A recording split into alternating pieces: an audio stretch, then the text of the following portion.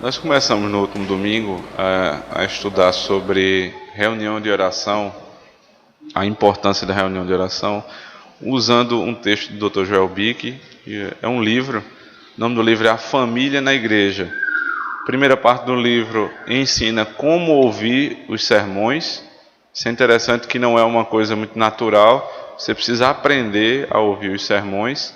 E a segunda parte do livro vai falar sobre como participar da reunião de oração na igreja. E hoje eu queria tratar do segundo ponto desse livro, na segunda parte, sobre o propósito das reuniões de oração. Primeiro, por favor, abra sua Bíblia comigo em Atos capítulo 2.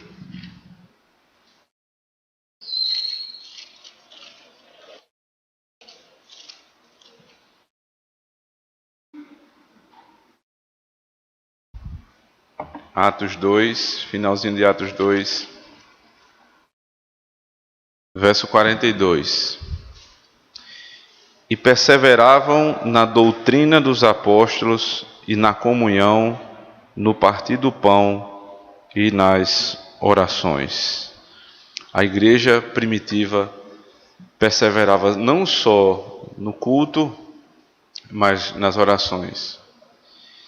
Na primeira aula nós vimos como historicamente a reunião de oração ela foi importante em vários períodos da igreja, e especialmente no período dos puritanos, onde a reunião de oração era cheia, onde as pessoas davam muita importância a esse tempo com Deus durante a nossa semana. E hoje nós vamos falar sobre os propósitos dessa reunião de oração. Primeiro, uma citação que o pastor Joel Bick traz é do Dr. John Brown. Ele traz alguns propósitos para a reunião de oração. Eu queria que você mantivesse sua Bíblia aberta, porque são muitos textos que ele vai citar. O primeiro propósito é promover e aumentar o conhecimento das verdades, ordenanças e obras de Deus. Colossenses capítulo 3, verso 16. Colossenses 3, 16.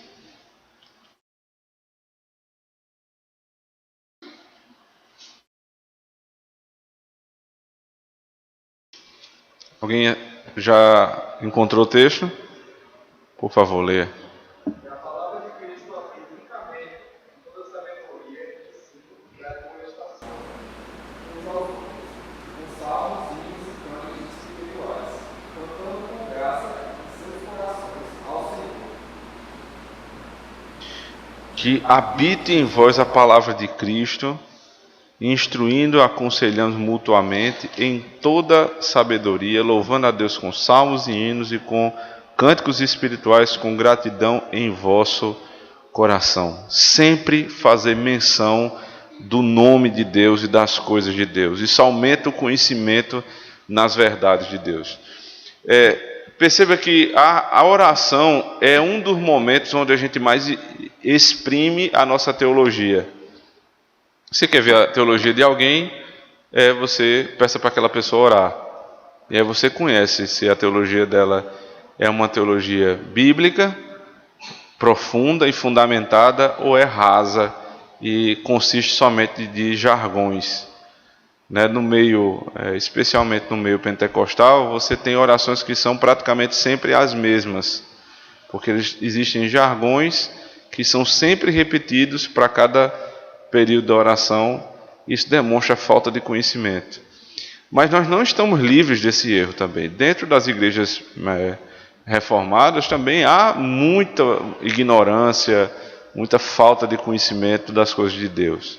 E quando se pede para alguém orar, eu estou excluindo aqui as pessoas que não oram publicamente, porque aí não dá para saber, mas as que oram, e você percebe que há debilidade.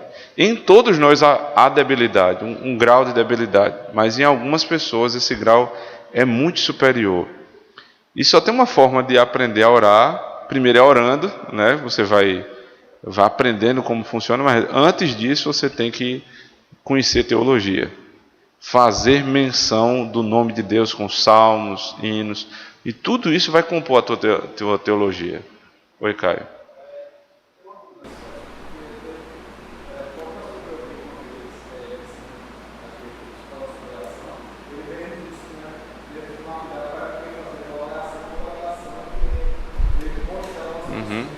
Eu vi ele falando isso também.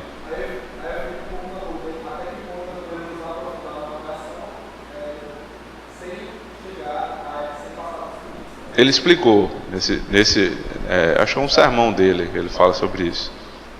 Ele disse: não ensine enquanto prega, não ore enquanto ensine. O que é isso? Quando você está orando, qual é o propósito da oração? É falar com Deus. E aí na oração você passa a ensinar teologia. Dá para perceber quando a gente está querendo ensinar alguma coisa dentro da oração. Então você está ensinando Deus teologia? É uma coisa que não faz sentido. Você está falando com Deus e você está ensinando teologia, você está querendo ensinar a quem? Demonstrar a teologia na oração é completamente diferente. É você, nas suas petições, na gratidão, no conteúdo, na forma, em tudo isso você está demonstrando sua teologia. Até no volume de voz, né? Você grita, então sua teologia entende que Deus é surdo. Se você fala normalmente, você entende que Deus ouve. Não precisa gritar. Se você muda o tom de voz para falar com Deus, logicamente você está dizendo algo com isso. Na sua teologia, Deus precisa ser persuadido por uma voz impostada. Então isso também fala da sua teologia.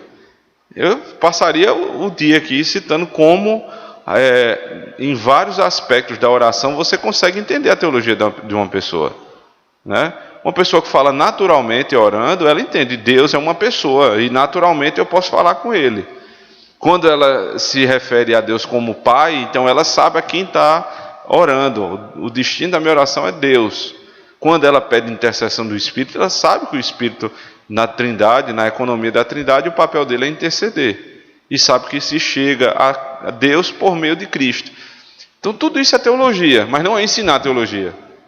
É só falar com Deus e demonstrar que conhece a teologia. E fica muito claro isso na oração. Fica muito claro quando a gente quer ensinar e quando a gente quer falar com Deus. Dá para perceber.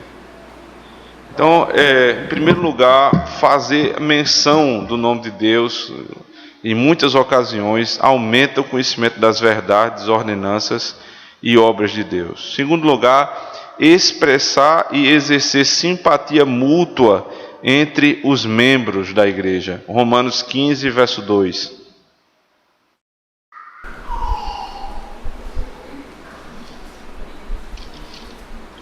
Verso 1 e 2.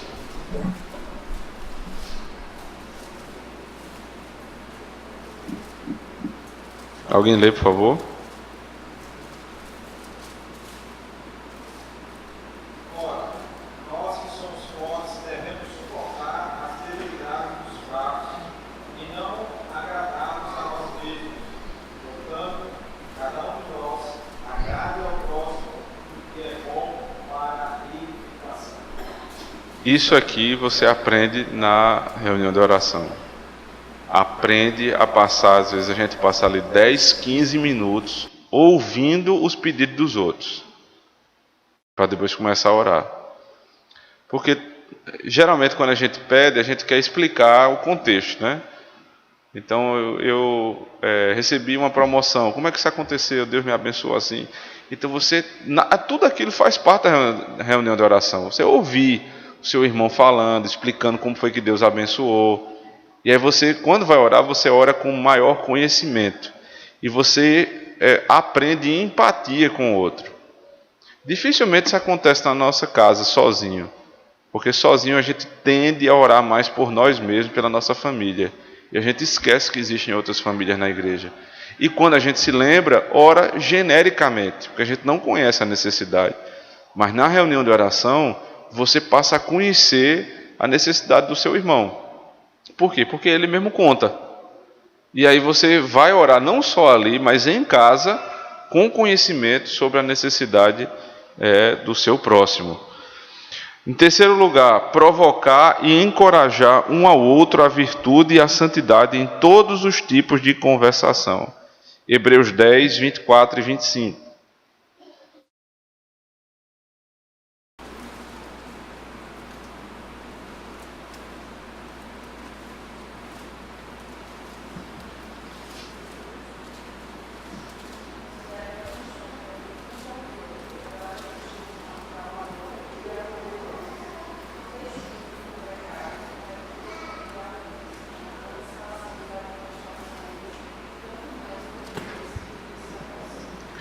Eu achei interessante o modo dele colocar aqui, que é provocar e encorajar. Na reunião de oração há uma provocação, né? Desde a chamada da reunião até o momento próprio. Porque toda quinta-feira os irmãos já se acostumaram a receber um aviso, né? Sempre um lembrete que eu coloco lá em todas as mídias sociais da igreja, tentando lembrar os irmãos que é dia de reunião de oração. Então é um encorajamento. Irmãos, hoje nós vamos nos reunir. Irmãos, programem-se. Hoje é o dia da reunião de oração. E eu sei também que entre vocês passa a existir um contato para aquele que precisa dar carona, o que vai dar carona, se fulano vai, se fulano não vai, organizar a família. Então é uma provocação que é como um encorajamento e que acaba naturalmente movimentando a igreja. E isso antes da reunião acontecer. Depois, quando a gente chega aqui, existem outras provocações e outros encorajamentos. Quando a gente diz assim, irmão, ore por fulano de tal, isso é uma provocação a você expressar a sua oração, você falar. É o momento em que é possível publicamente alguém que não tem um ofício na igreja falar, quando ele vai orar pelo seu irmão. Então isso é um encorajamento à oração.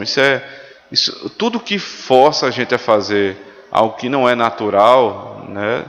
Isso faz bem à nossa vida. Muitas coisas da vida espiritual precisam ser encorajadas e provocadas, porque sozinho a gente não faz.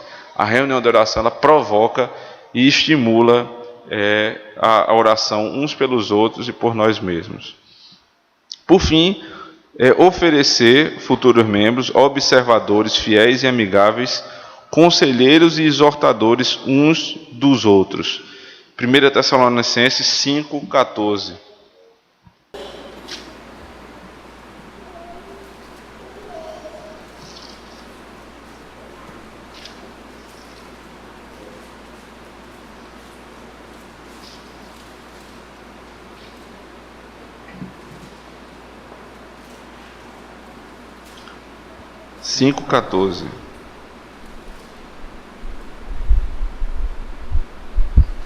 Alguém pode ler?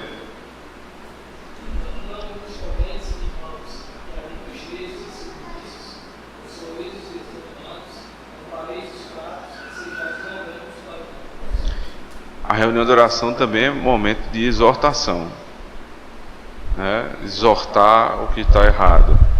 Nós oramos, por exemplo, em favor da nossa nação, muitas vezes contra o governo, muitas vezes a favor do governo, né? Muitas vezes contra práticas da igreja, muitas vezes a favor de práticas da igreja. Tudo ali você está tratando em relação ao todo. É o momento de a gente sair do individualismo e pensar no todo. E aí, pensando no todo, a gente oferece conselhos, né? Conselhos uns aos outros, até na hora de alguém dizer o motivo de sua oração, um conselho pode ser dado ali, posteriormente, depois de reunião de oração. Então se provoca o pensar e o falar sobre questões da necessidade do povo de Deus. E é momento, inclusive, de exortação, né? Você exorta aquele que está precisando de exortação naquele ambiente da reunião de oração. Por que é bom dizer isso aqui? Porque é muito comum o pessoal achar que a reunião de oração consiste somente no momento da oração. E o que o autor está dizendo é justamente o contrário. Tudo que está no contexto da reunião de oração faz bem para a igreja. O provocar a reunião, o estímulo entre os irmãos, o próprio orar um pelo outro, que é sempre estimulado aqui na nossa igreja. Não é o pastor que ora por todas as questões, mas um irmão ora pelo outro irmão, gerando empatia entre os irmãos, aconselhando, exortando mutuamente. Tudo isso faz parte da reunião de oração. E veja que sempre ela está atrelada também a uma instrução. Não é a oração pela oração, mas sempre atrelada à instrução da palavra. Aqui nós chamamos de discipulado, porque é reunião de oração e doutrina. A oração não surge do nada. Há um movimento muito grande no Brasil de reuniões de oração, de mulheres de oração, mães de oração, que não participam das partes doutrinárias da igreja, que não conhecem absolutamente nada de doutrina, mas não perdem uma reunião de oração. E isso a gente tenta tratar mostrando aos irmãos que a doutrina e a oração andam juntas. Eu oro o que eu creio, eu não oro o que eu inventei. Aquilo que me foi ensinado na doutrina é aquilo que vai ser orado no momento de intercessão. Então tudo isso faz bem para a igreja. Alguém falar? Deixa eu andar um pouco mais aqui com os irmãos. Peter Masters, outro autor que é citado aqui, coloca da seguinte maneira: no ajuntamento de oração, a preocupação conosco mesmo, como crentes individuais, desaparece e nós nos tornamos um grupo de pessoas que anseiam pela bênção umas das outras e pela prosperidade da causa. Nos ajuntamentos de oração, nós somos refinados e afinados como um corpo unido de pessoas. Eles consolidam uniões e promovem respeito. Nós ouvimos a oração um do outro, nós nos submetemos uns aos outros, nos apreciamos um ao outro, nós sentimos como o dito antigo, os espíritos uns dos outros e somos aquecidos e aprofundados em unidade e estima. Para adotar uma frase muito usada, a igreja que ora é unida, permanece unida. A igreja que ora unida permanece unida. Logo, isso é uma exortação para a nossa igreja. Eu não vou falar do que é geral no Brasil. Eu sei que as reuniões de oração são esvaziadas na maioria das igrejas, mas eu não pastoreio as igrejas, eu pastoreio uma igreja. Juntamente com o conselho, eu pastoreio uma igreja. Então é essa igreja que eu me dirijo. Se a igreja não ora unida, a igreja não está unida. A igreja precisa voltar a ter, como tem no culto, ter a reunião de oração como algo principal na sua vida. É o preparo para o culto, inclusive, nós vimos isso na primeira aula. Todas as classes estão reunidas, os pequenos, os velhos, os novos, o diácono, o presbítero, o irmão que chegou ontem, o que está há 10 anos na igreja, não tem dificuldade nenhuma, todos vão participar da reunião de oração. A igreja unida, ora unida. Ele vai mais além dizendo assim: orar juntos torna útil a vida espiritual da igreja para o bem de todos os ministérios da igreja. Quando os membros são chamados a exercer seus dons facultados pelo Espírito em oração, o poder espiritual gerado nesta reunião impregna todos os outros ministérios da igreja. Assim, a reunião de oração serve como um importante elo de ligação entre o poder do Espírito e a instrumentalidade humana. Até para orar pelas questões da igreja, você precisa conhecer o que é que se passa na igreja. Uma das orações que é permanente na quinta-feira é a oração pelo conselho da igreja, oração pela diaconia da igreja, pela pregação da palavra, pelos ministérios da igreja. E nesse momento a gente sabe, por exemplo, qual é a dificuldade da congregação, qual é a dificuldade de uma igreja irmã, o que é que o conselho está precisando resolver, qual é a situação financeira, quantas vezes foi alvo das nossas orações, situação financeira da igreja, a necessidade de um novo projeto. Tudo isso passa pela reunião de oração. Os ministérios da igreja, nós temos um ministério como sendo o ministério da igreja, palavra e sacramentos, e temos pela instrumentalidade humana, como é dito aqui, aquilo que vai sendo feito na igreja, que precisa ser levado em consideração. Nós oramos por várias áreas da igreja, por exemplo, já oramos pelo canal que a igreja tem na internet, para que Deus abençoe e continue sendo um instrumento de propagação do Evangelho. Já oramos pelos irmãos que trabalham nos eventos da igreja. Então tudo isso, tudo isso consegue ter uma união dentro da reunião de oração. Deixa eu ver se eu encontro aqui uma passagem que é esse aqui.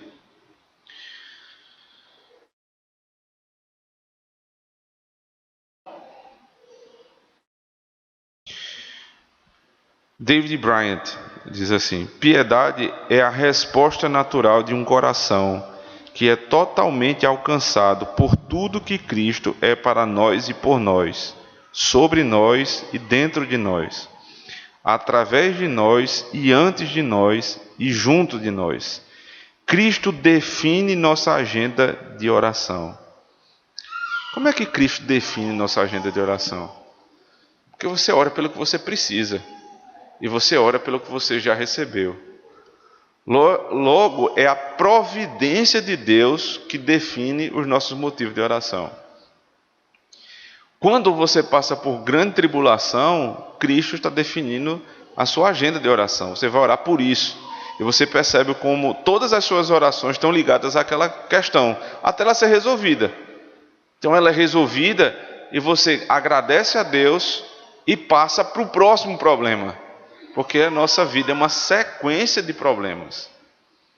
Por outro lado, existem umas orações que a gente ora anos. E Deus define ainda que aquele é um motivo de oração ainda necessário. Eu sempre brinco, com a oração que a gente tem aqui. A gente cita lá a Ilha, numa questão que tem, que faz o quê? 6, 7 anos que a gente ora.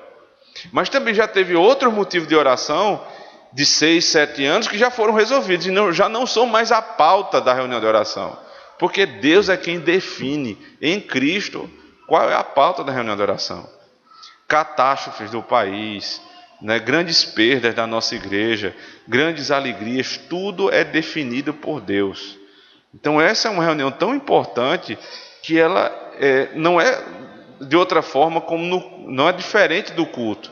Assim como no culto tudo é definido por Deus, na reunião de oração também a agenda da reunião é definida pelo Senhor, que controla a nossa vida. Ainda tem outra.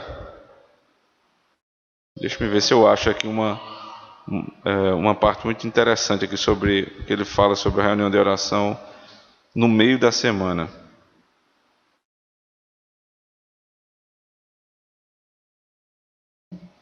Eu não estou achando exatamente a parte, mas ele diz assim: a reunião de oração no meio da semana é uma quebra na sequência de carnalidade da semana.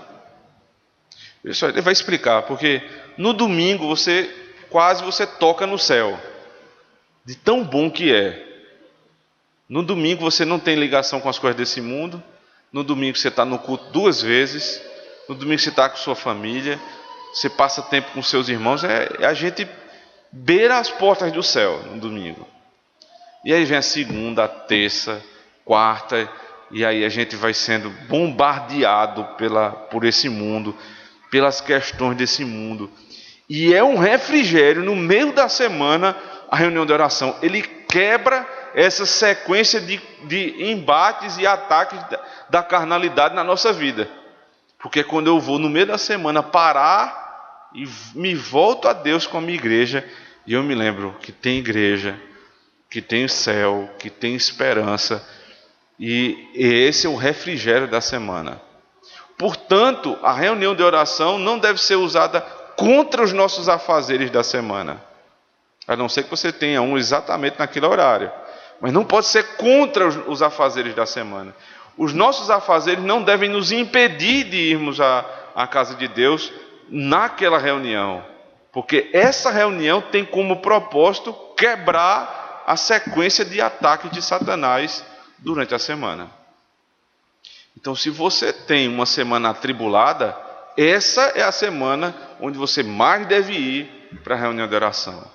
Se você tem uma sequência de embates na semana, essa é a semana onde você não pode de maneira nenhuma perder a reunião de oração, porque é a quebra na sequência da semana para lhe fazer respirar e lembrar do céu, e também na sequência de erros e quedas e pecados, a gente ser exortado antes de chegar ao próximo domingo e lembrar: eu tenho um Senhor e eu preciso adorá-lo. Isso a gente faz já assim nas nossas reuniões de oração em casa, no nosso culto doméstico, mas isso não pode substituir aquilo que é público, por todos os motivos que nós vimos aqui. Esses são propósitos da reunião de oração. Nos encorajar, nos unir, estabelecer, né, um clima de intercessão na igreja e, por fim, quebrar a sequência da semana, nos voltando para aquele lugar onde ficamos no domingo. Amém.